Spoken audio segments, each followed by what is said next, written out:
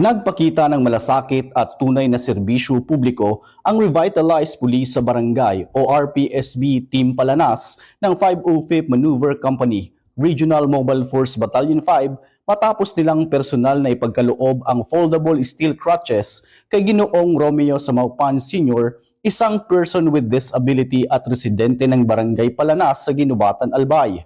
Pinangunahan ng mga tauhan ng RPSB Team Palanas ang naturang outreach activity bilang bahagi ng kanilang patuloy na community engagement at programang naglalayong mapalapit ang kapulisan sa mamamayan sa pamamagitan ng pagtugon sa pangangailangan ng komunidad.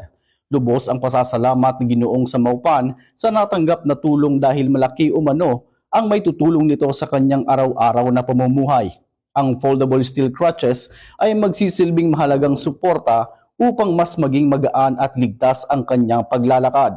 Ipinahayag naman ng RPSB Team Palanas na ang simpleng pagtulong ay bahagi ng kanilang tungkulin hindi lamang sa pagpapanatili ng kapayapaan at kaayusan, kundi maging sa pagsusulong ng malasakit at pagkakaisa sa komunidad. Patuloy namang hinihikayat ng kapulisan ang mamamayan na makiisa sa mga programang pangkomunidad upang higit pang mapalakas ang ugnayan sa pagitan ng pulisya at publiko. Ang naturang aktibidad ay patunay na ang serbisyong may malasakit ay nananatiling pangunahing adhikain ng Philippine National Police sa bawat barangay.